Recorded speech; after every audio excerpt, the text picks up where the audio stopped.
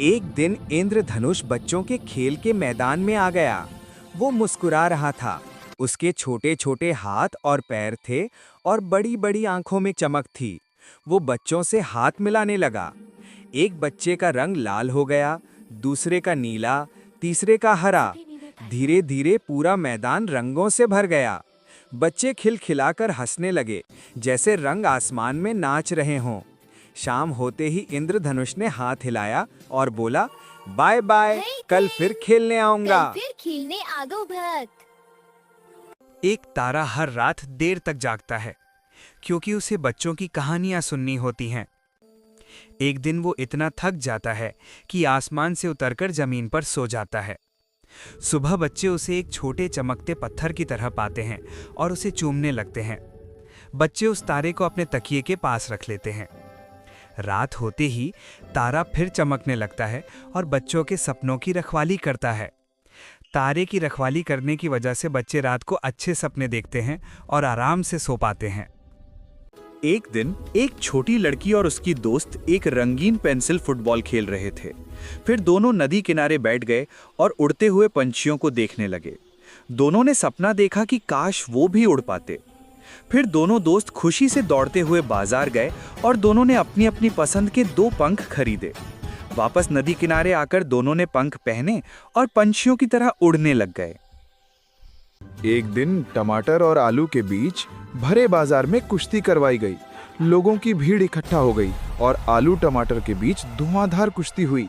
दोनों की लड़ाई में टमाटर जीत गया और बहुत खुश हुआ। वहीं आलू उदास हो गया, वो वहां से दूर जाकर बैठ गया। बाद में आलू पसंद करने वाली एक 5 साल की बच्ची ने उससे दोस्ती की और उसे अगली बार अच्छे से खेलने को कहा। एक दिन एक बिल्ली ने देखा कि आसमान से चांद की परी नीचे उतर रही है। वो उसे देखकर बहुत खुश हुआ। परी ने नीचे आकर उसे कहा कि जब भी तुम मुसीबत में पड़ो तो मुझे याद करना। दूसरे दिन जब बिल्ली एक मटर के खेत गया तो खेत के किसान ने बिल्ली पर लकड़ी से हमला कर दिया। बिल्ली ने तुरंत चांद की परी को याद किया और परी ने उस किसान को बेहोश कर दिया ताकि बिल्ली को कुछ न हो।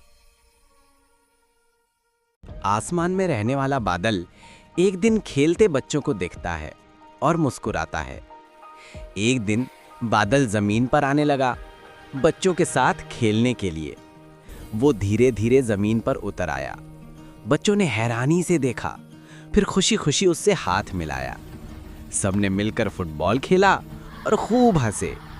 शाम को बच्चों ने उसे घर बुलाया और खाना खिलाया। लेकिन कुछ देर बाद बादल बोला, अब मेरे बरसने का वक्त आ गया है, मुझे वापस आसमान जाना होगा। बच्चों ने कहा, फिर आना। बादल मुस्कुराया और उड़ गया। अब एक छोटा बच्चा एक दिन एक बड़े तोते से दोस्ती करता है। दोनों साथ में क्रिकेट खेलते हैं। तोता बैटिंग करता है और बच्चा बॉलिंग। एक दिन तोता उस बच्चे को अपनी पीठ पर बैठाकर आसमान की सैर पर ले जाता है। बच्चा बहुत खुश होता है। अगले दिन वो बच्चा उस तोते को अपने घर डिनर पर बुलाता है। लेकिन बच्चे की माँ तोते को गौर से देखती है और गुस्सा हो जाती है और तोते को वहां से भगा देती है। दोनों निराश हो जाते हैं और बच्चा तोते से माफी मांगता है।